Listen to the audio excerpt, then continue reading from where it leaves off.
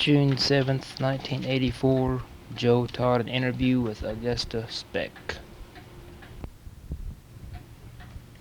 Miss Specht, where were you born?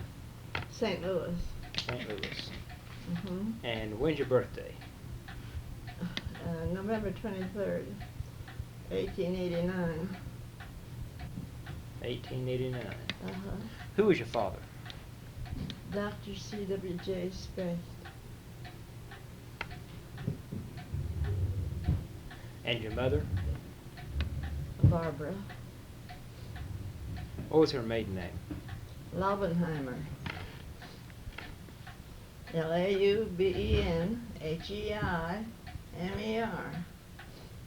Okay. Where were your parents from? Oh, father was born in Germany. I don't know, just I have his passport elsewhere, but I never did understand it. Yeah. What about your mother? She was born in Wisconsin, Richfield, Wisconsin. So your father was a doctor? Yes. Did he study in this country? What? Did he study in this country to be a doctor? Mostly in Germany. I suppose all in Germany, because I know he went back 2 times to take a course. Did he ever talk about the trip over here from Germany? Did he ever talk about the trip over here from Germany? No. No, Father, I don't know why we didn't talk about anything. He had a brother, he said, when he left Germany, and that's all the close relation he had. Mm-hmm. And I never did locate him. He probably is over here. There is a space in England, but I've never seen him. Mm-hmm. How come your parents came to Oklahoma? Well, Father heard of the land that was, that opened what was it? The Strip? Strip. Yeah. Open the Strip. And he wanted to take a plane. So he came and took a plane. Did he make the run? Yes. Did he talk about the run? About Yes. making it? Yes, he had a little pony. He bought it clean. And the south, he came from the south line, you see. And he came over to stake his claim, and then he was going to go to Alva, to record it or whatever you do. And then on the way, well, he was riding a pony, and he wasn't used to riding, and wasn't very well, and he saw someone living out here, 3 miles east of here, and This is all at that time. okay, Now, where are you he saw the smoke coming out of the chimney, his dugout, and so he was tired, and he stopped there. He had staked the claim between here and O'Keefe. But when he got there to this place, Mr. Hildreth, he said, we need a doctor here, and he says, my brother-in-law took this land, the next farm, and he decided he didn't want it. So he said, I wish you would take that farm instead of the other one. It'd be a better farm anyway. It was a good farm. So he took, when he went on to Alva, and he signed up for this farm out there. And when I was standing in line, he took sick. And they had a cot put there for him, and then somebody said, well, let's put him up to the front and let him go ahead, So they did, and this brother-in-law of Mr. Hildreth changed his mind and decided he did want this land. So he came and got in line, but they saw Father was sick, and they put him up at the front, and So Father filed on the land that that brother-in-law was going to file on, see, because they put him ahead. So then he got the claim and he went to Alabama, whatever you do, or whatever you do. And then he went back to where his family was. And mother had moved, our father had moved us to Topeka, Kansas first. And then our mother, with the family, moved from Topeka, Kansas to Enid by train. And so Father met us at Enid in a covered wagon. Met us at Enid in a covered wagon. And Hey, Carmen? Oh, yeah, just a minute. You want this, or you want to win it? This is for me. while we were there, waiting at the depot for Father, there was well, it was a gypsy. I don't know whether you should say it was a gypsy or not. But my little sister, she had long braid hair, and she looked very nice. And the gypsy put her big skirt around my sister, Louise. And then when Father came, he couldn't find her. Could find Louise, we couldn't. And so then Louise put her skirt apart, and she said, "Daddy," and so they found her. So that's what happened there. And then we loaded up in the covered wagon our household goods, everything we had, and started for the farm. Tell me about the trip from Topeka down here. And there was grass about that high. Must have been a yard. Yeah. Blue grass, I think they call it. And we were driving along, and there was a household goods, and all the kids, there were 6 of us, and father and mother. Well, the boys, they liked to get out and run, so they did most of the time. And we had to cross the Cimarron River, ford it, There were no bridges, and then there were no roads or fences, and you didn't know just where you were going, you see. And you had to cut across, so he had a compass. I don't know, he must have bought that in Enid or someplace. He had a compass to tell him which direction he was going. And on the way, a big shepherd dog jumped out of the grass, and the boys played with the dog, and we followed him. We never knew whose dog it was. Called him Shep. And we followed the wagon, and we came across, and finally we saw the dugout. That's where Father had made the dugout. So we came there, and it was evening. It was in February, and it was late, and we moved in there, what we had. And then the next morning, Father went to Old King to get some flour and some groceries, and a snowstorm came up, and he didn't get back home till the next day he was on horseback with his groceries. So I don't know what we ate that evening, whether we ate anything or not. But well, that was that part of it, and that was in February, and that was a big snowstorm. And I know Mother we had some bread, and that dog was with us, and Mother thought if she had the dog come down and up, why, he'd open up the door so the walkway, the stairs were dirt stairs. And the floor was, of course, was dirt. And so we did. She did that. She threw her bread out, and he came down. He went back and forth. And oh, I don't know. We had just one room, of course, but she put up some sheets to divide our rooms, just two places, two rooms.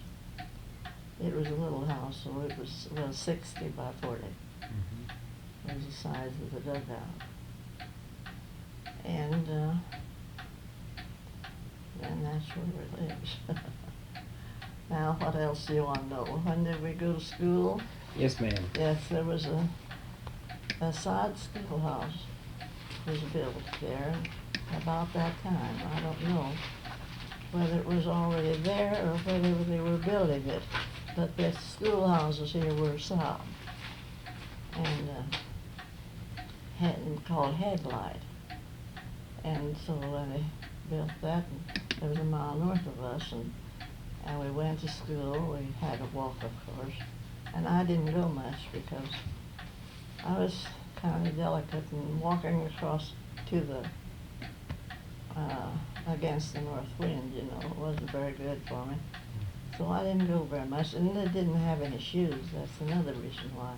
I wore my brother's boots, and when he didn't wear them, when he wore them, I went barefoot. We went barefoot a lot anyway in the summertime. But then, of course, I had to stay in the house. And then we had a lady school teacher, our first teacher. What was her name? Lila Wells.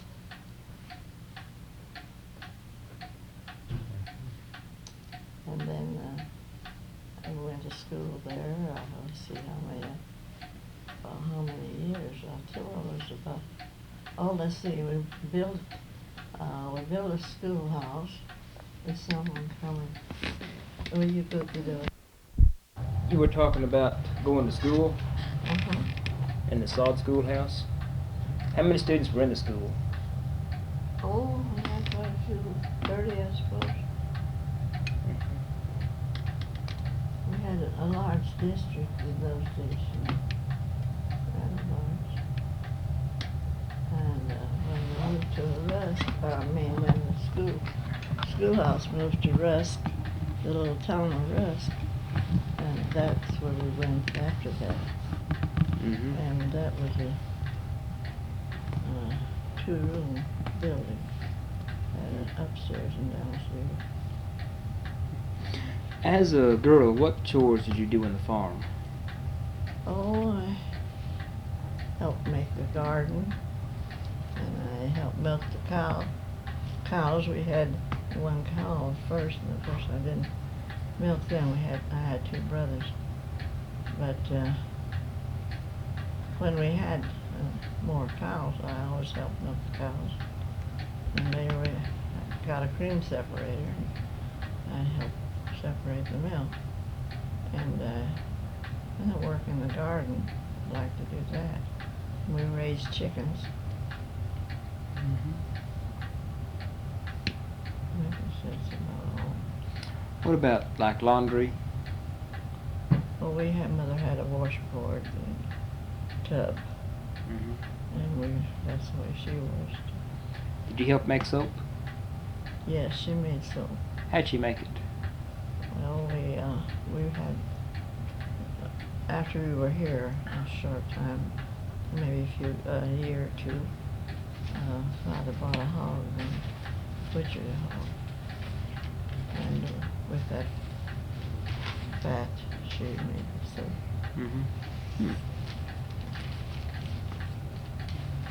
It was strong soap. She had to put a lye in it, so usually it was pretty strong. Lime, lard, or soap, Lye and lard, yeah. grease. What are your childhood memories of Fairview? Huh? What are your childhood memories of Fairview? What do you remember of the town? Well, I remember one store. There was a Mr. Tannehill. He built a sod building. It wasn't in town then, it was on the road. And he didn't build it quite right. He got it partly onto the man's land. See, there were no fences and you couldn't tell. And so he built it, and then later on he built a frame building in Rusk. We had a little town of Rusk. And they were always general stores, you know, had everything. And didn't have any windows. They had, well, at very first they didn't, but later on they did. But this building didn't have any windows. They had no glass. So it was just an open spot for a window. And the man had a slab of bacon hanging in his store. And our dog, Shep, he went and jumped in the window and he got the bacon. He brought it home, and he brought the whole piece home. But of course he had it in his mouth for it. So Mother sent the bacon back, sent the boys back to the store with the bacon.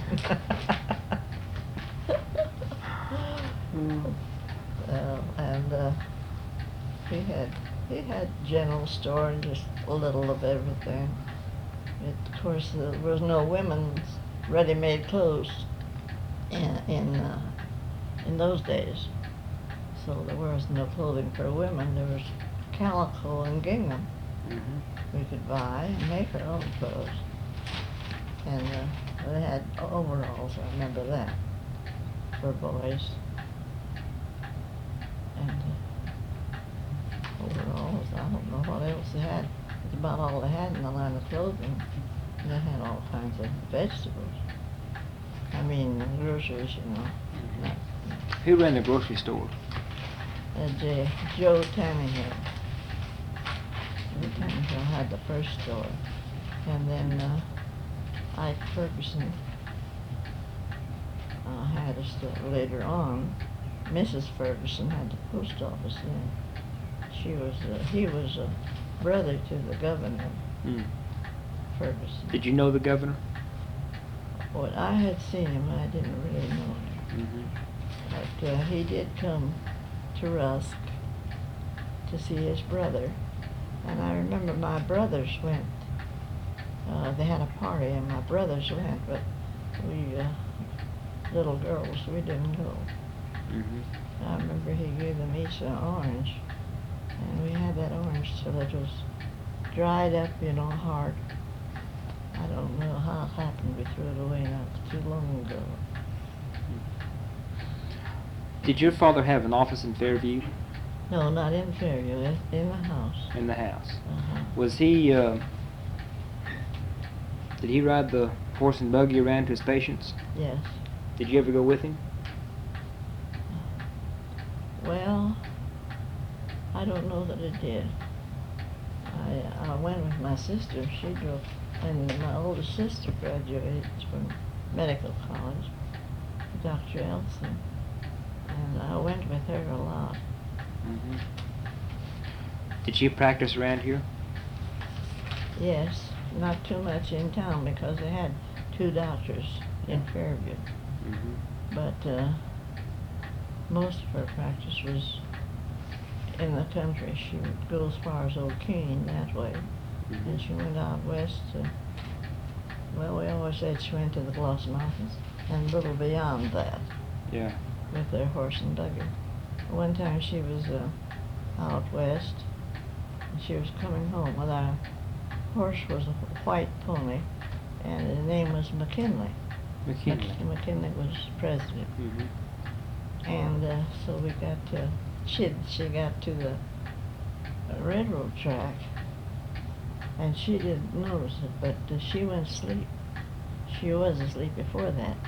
But McKinley stopped, and just a little bit after he stopped, the train went by. So she just missed her. And then when McKinley started out with that as a little jerk, she woke up. Mm-hmm. She had McKinley for, I don't know what year she bought a Ford. I think I had that written down someplace. When she bought a Ford. She bought a Charlie Wright in Fairview. Mm-hmm.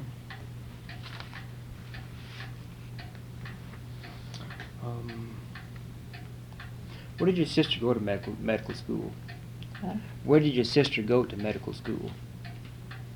Oh, Kansas City, Missouri. Mm-hmm. Her name was Elsie? Elsie. Was she one of the first women doctors in this part of the country? She was the only one. Did she have any trouble going to medical school, being a woman? No. No, there were quite a few women in her class. I have a picture of it, and there's quite a few women there.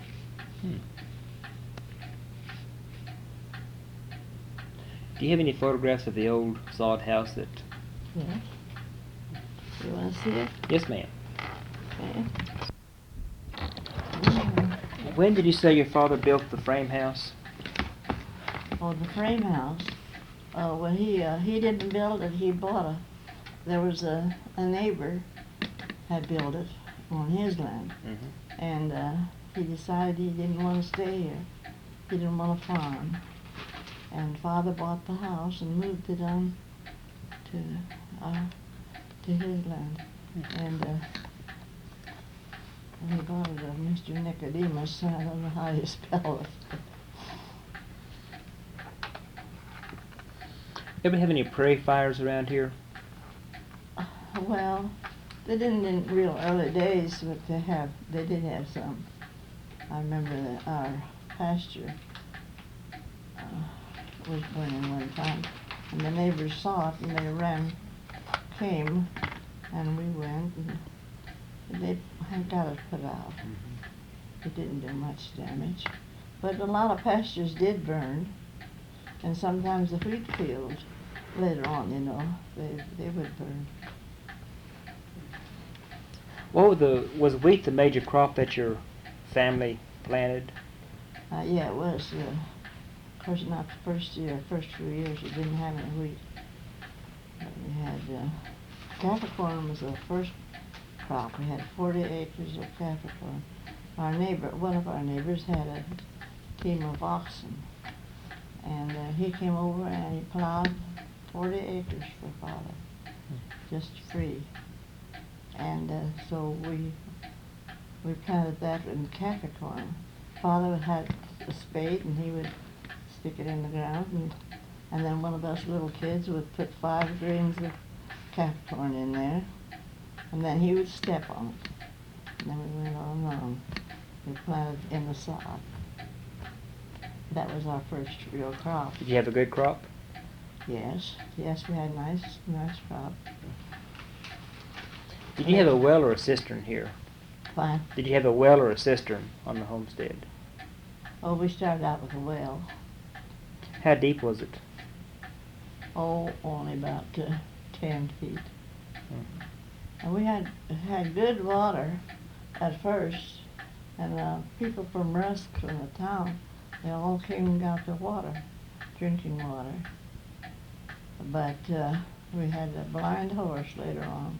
Father bought a first horse he bought, was blind, and he could get it for almost nothing, so we bought it. And it fell into the well. You see, the well was just covered with logs, and then had a bucket, and then pull it up, as what you call it up there, and a rope around that, and they pull it up and let it down.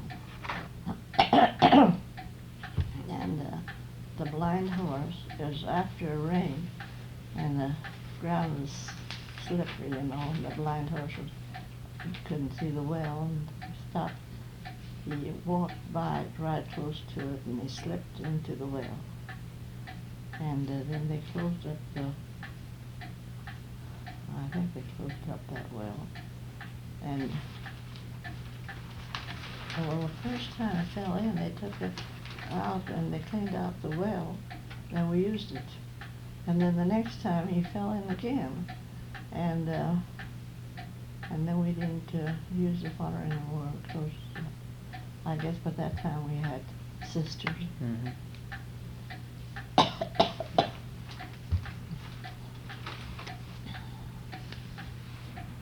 And if our cistern was dry, we would haul water and fill the cistern. Where'd you haul water from? Well, near Isabel, they had good water there, and their well water. Mm-hmm. And the boys would rent a tank. There was some neighbor had a tank on a wagon, and they would rent that or borrow it, and go and get a load of water and put it in the cistern. So we think those times were pretty hard back then when you were a child on the... Well, no, I didn't realize they were. We had lots of fun. We played games. I just didn't realize it. Mm-hmm. Now it seems to me like it would be awful hard times. Do you remember the Spanish-American War? No. Well, 1898, 1899. 1888. That's when the battleship Maine blew up. Yeah. Oh no, I don't remember. I don't know. I've read of it and heard of it, but really, I don't think I remember. Mm-hmm. What about Statehood Day? About what? Statehood Day, when Oklahoma became a state. Well, It was November 16th, 1907. 1907. I was teaching school that day, and we had a snowstorm. And there was a little colored boy in my school, just one colored child. And he came to school, and he took pneumonia that day, and he died just in a short time. That was the only colored boy that I ever taught. Mm-hmm. And I remember that day because it was Statehood Day. I taught school in 1906, my first year, and then this was in 1907. Where did you teach? Well, at my very first school, I taught out west. Oh, it was Tavola. There was a store there called Tavola. I had 35 pupils. I was 16 years old, and I know there was one boy in school who was 21, and one was 19, and there's not of them 17, and I was 16. Mm-hmm. How were you able to teach at age 16? You could, in those days, you could go to Alva and go to school for about, well, it was in the summertime, about 4 weeks, something like that, and take the teacher's examination, and you could get a third grade certificate if you passed the grade.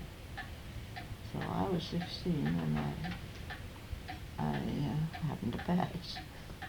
So I got to teach.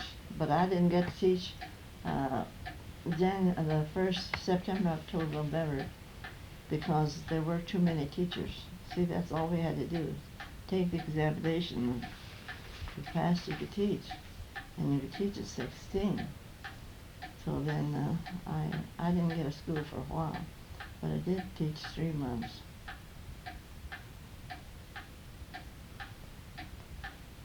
Let's see, and then when I was 17, first you could get a third grade certificate if you were 16.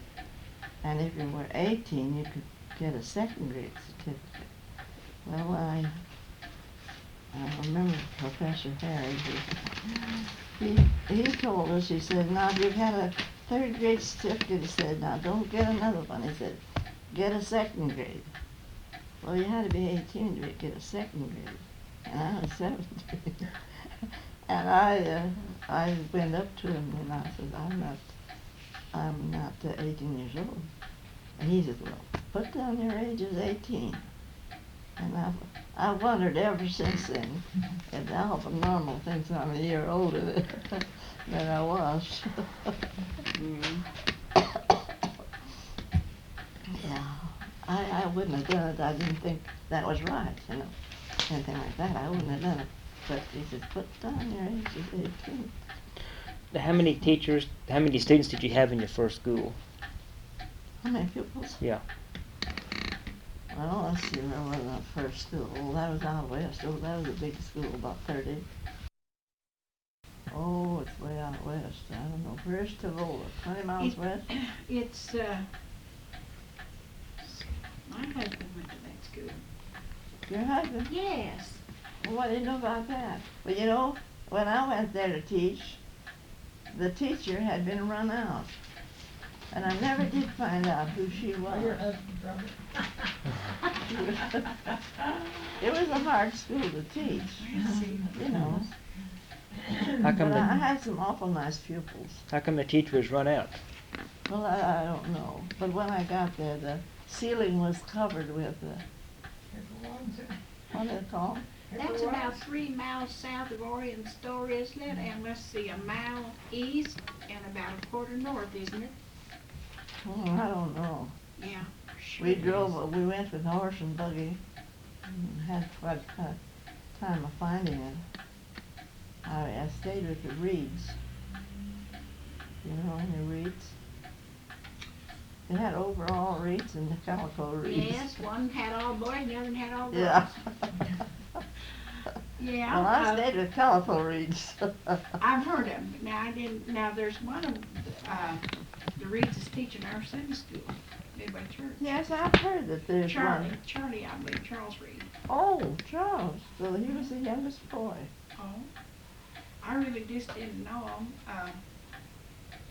Was one of the Pierce a Reed? Fanny Pierce, she was a Reed, wasn't she? Yeah, Fanny was I had a Fanny. Fanny Going Reed. to your school. I had a Fanny Reed. She goes to church out there. Yeah. How did one teacher teach all 8 grades? Well, they didn't have much time. Some classes were 15 minutes. And they was all in the same room, wasn't they? What? They was all in the same room, wasn't they? Oh, yes, we just had one room. Hmm. 8 grades in one room. You said the ceiling was covered when you Well, walked you in? know, we kind of put them together.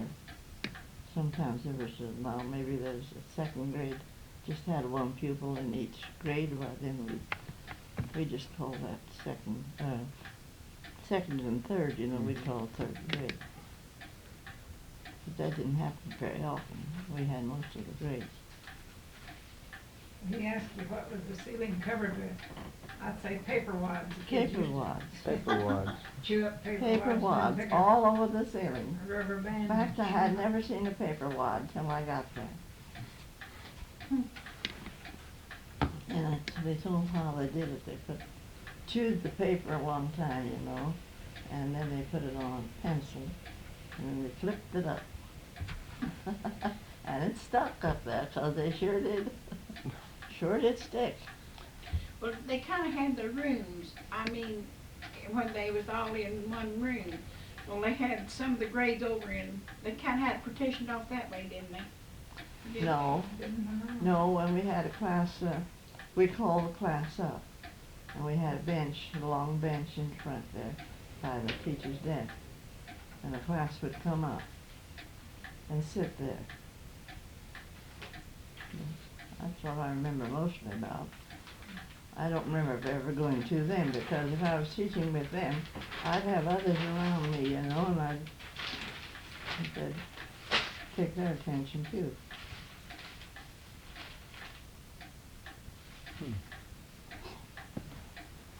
Did you have much trouble with the students? First couple of years? No, first couple of years didn't have any trouble. later on, well, I did have some that were kind of unruly.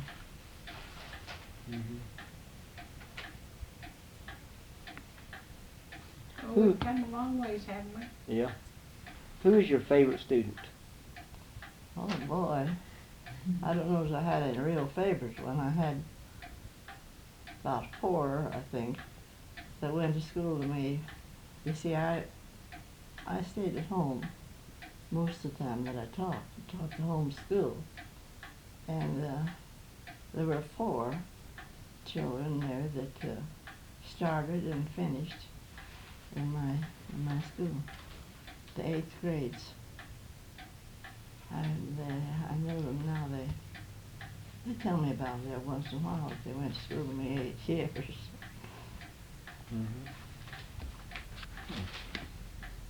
No, the children were pretty nice in those days. I think they were much nicer than they are now. I think they're kind of hard to teach now. They didn't have the garment around them, surroundings that they do today, like this dope and everything, you know. Yeah. But the kids, kind of hard to, I think, control them anymore. How long did the school year last? School year. Well, it lasted 6 months. And I don't know whether the very first ones were 6 months or not. I think they were 6 months. And then later on, they lasted, like they do now. How come it was just 6 months? Well, the children were mostly country children, and they needed the boys to help farm. And, well, the girls helped farm too. There was too much work at home. They had to help at home.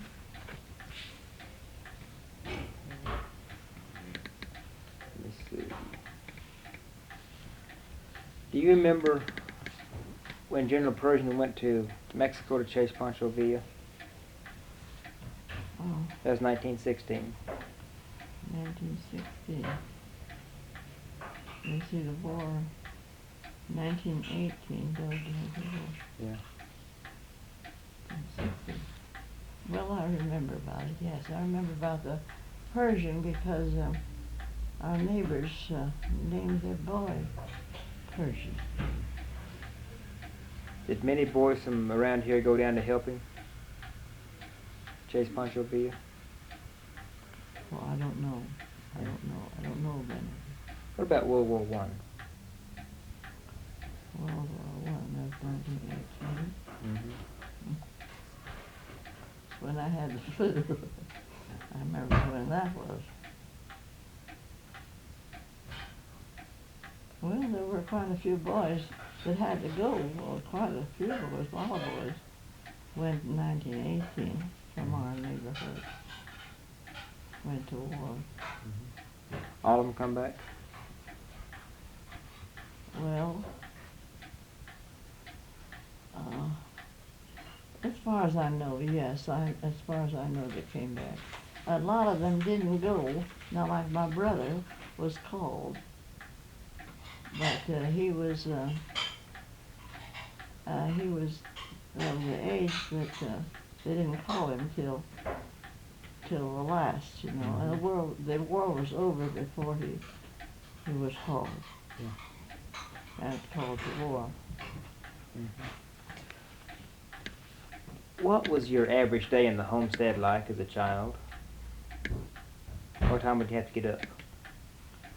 Well, we didn't get up very early.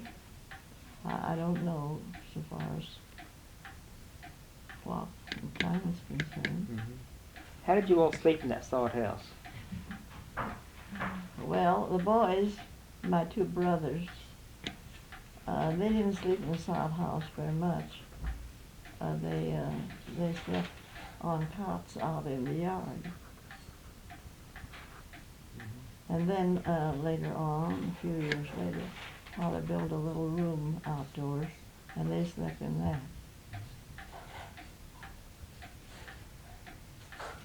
How many brothers and sisters did you have? I had 3 sisters and 2 brothers that lived. I had one little brother that died in St. Louis before we left St. Louis. So you had a good childhood then? Yes, I would say I had a good childhood. We didn't have much to eat. I mean, we had enough to eat, but just, bread and molasses was the main thing. They, one of our neighbors had a molasses mill. And we'd take our cane. I know we had to strip the cane and keep the leaves for feed for the cows. And take the rest to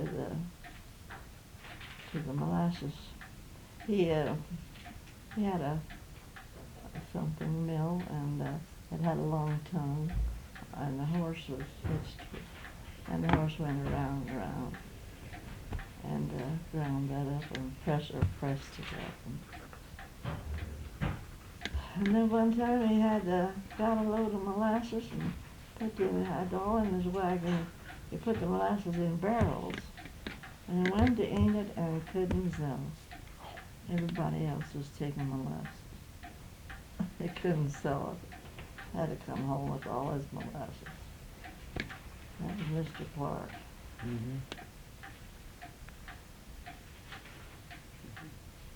What was your favorite chore on the homestead? Well, I like to take care of chickens. I like to raise chickens, and I did like to work in the garden. Of course, I didn't mind milking, but I wouldn't say that was a favorite. What chore did you dislike the most?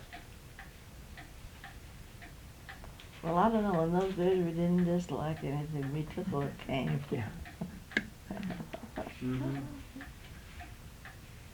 How many wagons did your father have on the farm? Well, just one. Just one? Yes. What kind of maintenance did he have to pull on it to keep it going? Well, the wheels, I don't know what you call it. It has a iron around it. Yeah, the tire. Yeah, and the wheel itself would get dry, and then it would, the iron would fall off. So they had to drive through the water just a while and soak the wood part so they could go on.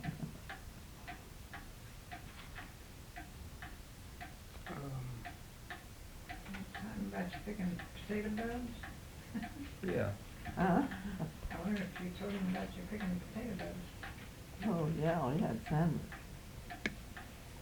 Tell me about the potato bugs. Oh, we went out, that's a good story. That's what I thought of. We little kids had to pick potato bugs. We each got a can and a stick. And then we went up one row and down the other and so forth. And my sister Louise and I, she was 2 years older, so we were about the same size, and that was our job. So we were picking potato bugs, and we got up pretty close to the fence, to the road. The road, by that time there was a trail, and there's two men went on horseback, drove up, and they said, "Where's your father?" And Louise said, "He's out looking for Jaeger and Black." And he said, "Tell him you saw Jaeger and Black." You see, Father was a doctor, and when they went to hunt for the outlaws, they wanted Father to go along because he was a doctor. And so that day he was gone with them, and we saw Jaeger and Black. You know, they were our outlaws in those days. Who were they, Jaeger and Black? Well, they were called the outlaws. They would go and steal your money, take your money. I don't know whether they stole anything else, what else they did, but they were called the outlaws. Would they rob the banks or what? Well, I don't know. Well, we didn't have it back for a while. I don't remember them robbing the bank.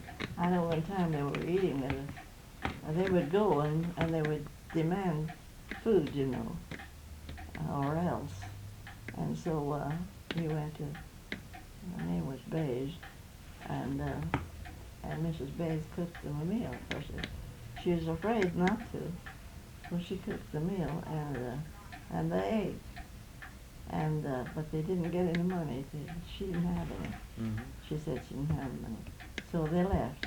But the house was a log house, and there was boards or logs across the top, you know, for the roof. And in those boards they had their money hid.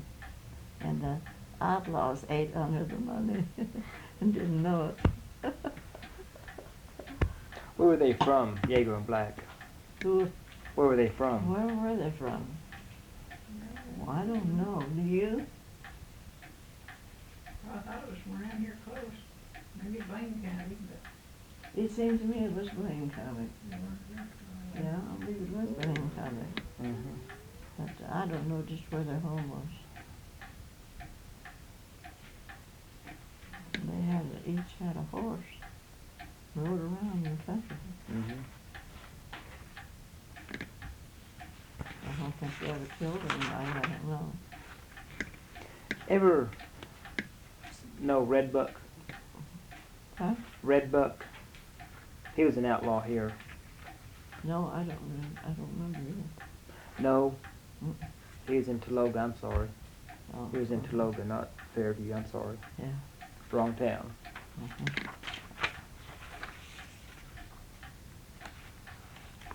What was the inside of your sod house decorated? Oh, it wasn't decorated. It was just plain sod, dirt, you know. Mm-hmm. Did you have anything over the sod, or was it just No, sod? no, nothing for the inside wall or the outside wall. What kind of furniture did you have? Had what? French? Furniture. Well, when Father got here, before we got here, he made a table, dining room table, and then in those days they had wooden cheese boxes, cracker boxes. I mean, right? Wooden cracker boxes, and he got some cracker boxes from the store. I remember Louise and I sat on a cracker box when we ate. Very first, though, we stood when we ate. Stood at the table. We could reach the table. Where did you and your sister sleep in the sod house? In the sod house, when we went with our household goods, we had 3 bedsteads. They were wooden bedsteads, and they had springs, but they didn't have any mattress. So Mother, she used the sacks that we bought. We bought in a sack? Flour? Sugar and flour. Yeah. Well, sugar we bought later in a sack, but flour. Flour's the main thing. And she made a mattress. She just made something, you know, that you could put the corn shucks in too. So we filled that with corn shucks and carrots. I know every day I made the bed, we had to put your hand, stick your hand in there and you know, level it off. Ever have a feather ticking? Yes, we did. After that, because Mother had some geese and some ducks, and she made feather pillows, and we had several feather ticks. I know when I left the farm, we gave 3 of them away, and we took one and made or 2, and made feather comforts. I still have a feather comfort.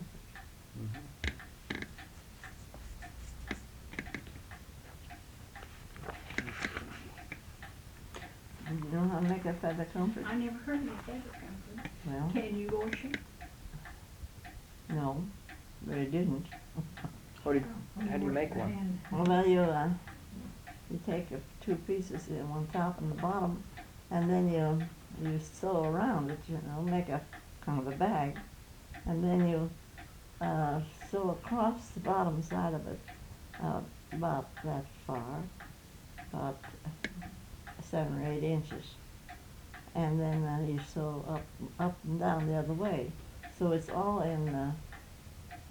Let's see. First, you can't go both ways, though. You take a handful of feathers and stick it down there till you get to the end of it, and then you take in the next line. You put a handful of feathers, all all the way through, and then you stitch along that, and then you put a row of squares.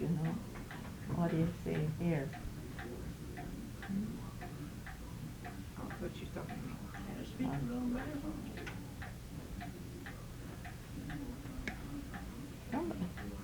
Something's talking here. Electricity's been on. What is it? Electricity went off and it just come on. Oh. Well, when all it talks. Did you help organize any work for the war effort in World War I, 17 and 18? No. No, I took up my children gave their pennies for World War One. They were to bring their pennies to school, and they brought their pennies, and then the government gave us a bag to put it in, Mm-hmm. canvas bag, and we put it in that. And then the war was, when they needed the money or asked for the money, why instead of sending the pennies, I counted it, and they had $8 and something. So I gave them the $8. I kept the pennies, and that hung in the closet for quite a while. And my brother was in Wyoming. He took land there and lived there.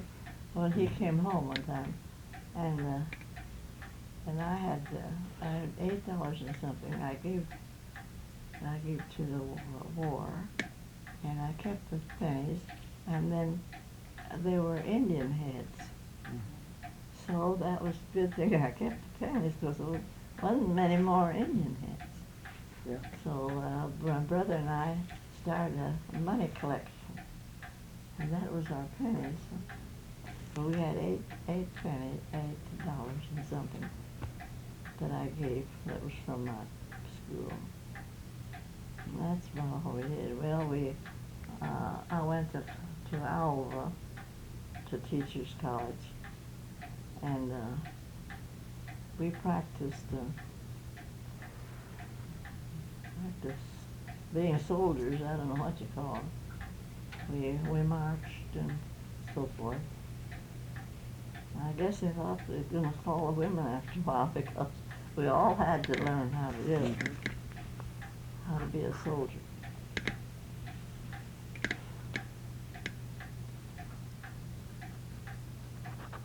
What's the 1920s in this area? 1920s around here. 1920? Mm-hmm. 1920. Did you bob your hair in the 20s? I probably did. Were there many flappers around here? No. No.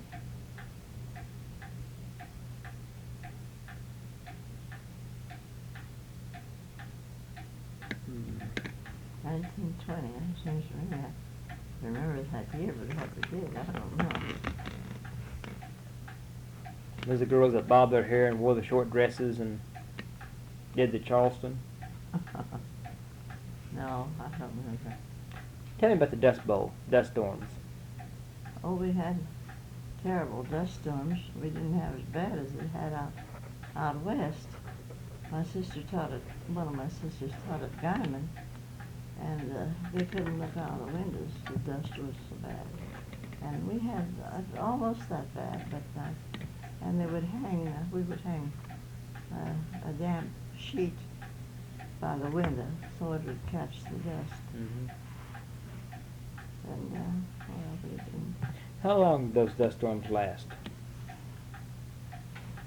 It didn't last very long, I don't know. Not long.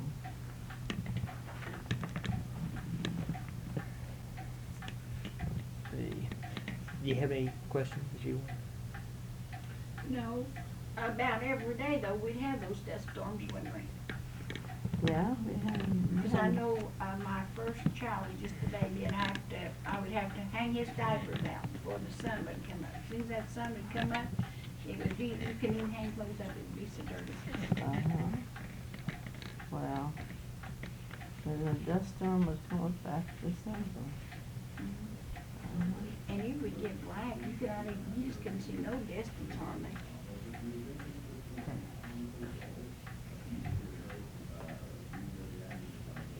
And that's what, back in 36, wasn't it? Now, that's the only one I can remember. About Black Sunday. That was the big dust storm came in on Sunday in 36, I think. Gosh, I don't know, it seemed like every day would come a black day. And that's all I can remember about the dust storms back there then. Before that, I wasn't old enough to remember.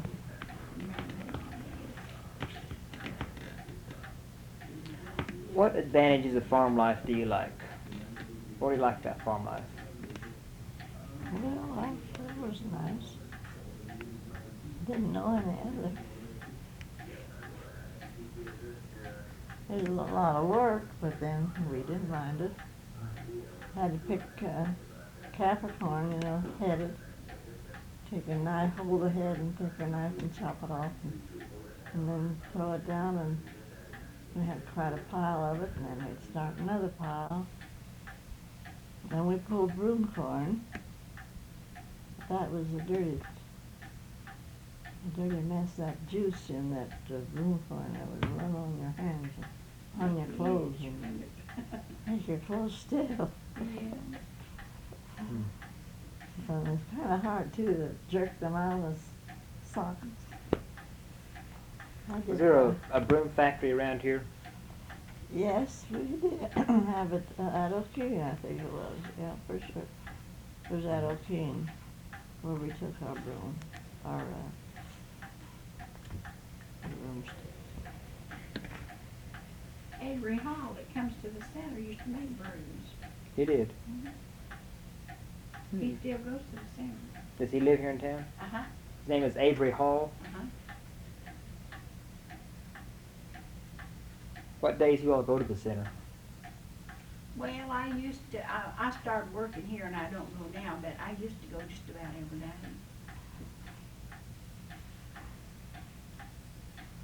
I'll try to contact him. Yeah, I bet he'd be kind of interesting to talk to. Yeah. Well, I'll tell you who's interesting to talk to too. Is what is his name now? He's up there about, I think about 88 or somewhere in there anyway.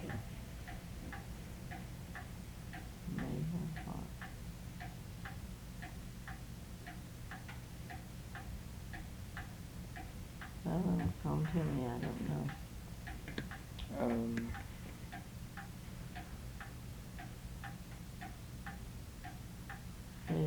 Was wheat your largest crop? What? Was wheat your largest crop you planted? Yes, it was. When we planted wheat, it was the largest crop, it still is. But, see, we didn't plant it real early. What about wheat harvest? Oh, well, wheat harvest was an exciting time. We had to have the thrashers, we had to have the combines for, well, first we had the header and the binder. If you bind it, well, then we kids would have to go out there and make little shocks so it wouldn't be in the mud. And then they had the thrasher machine come, and that was a big crew. Mother had to cook for them, and it was awful hard to cook. We had to melt many flies on the farm. And they would stay around the barns, the cattle, and we just couldn't keep the flies away. We girls would have to, we'd take a piece of a little twig off of a bush, and we'd shoot flies while they ate. While the harvesters ate. How many people in a harvest crew? Well, there were, for the binder, how many people would that have? Just one manager run the binder, and then they had, there were 2 or 3 did the shopping. I just really want to know. I don't know, then we had only about 3 or 4. Mm-hmm. But when we had, the thrashing machines came in, then we had a whole crew. We had to have about, I guess, 3 men to run to haul and haul wheat away, and then about that many men to haul the bundles to the thrashing machine, and then we had to have a stacker, hay stacker, and I don't know. I had, What time of year was wheat harvest? well, it was a little later than it is now. Now we begin about the 4th of July. We always hated to start on the 4th of July. But the Blake years we started early in July. But we used to start later than that.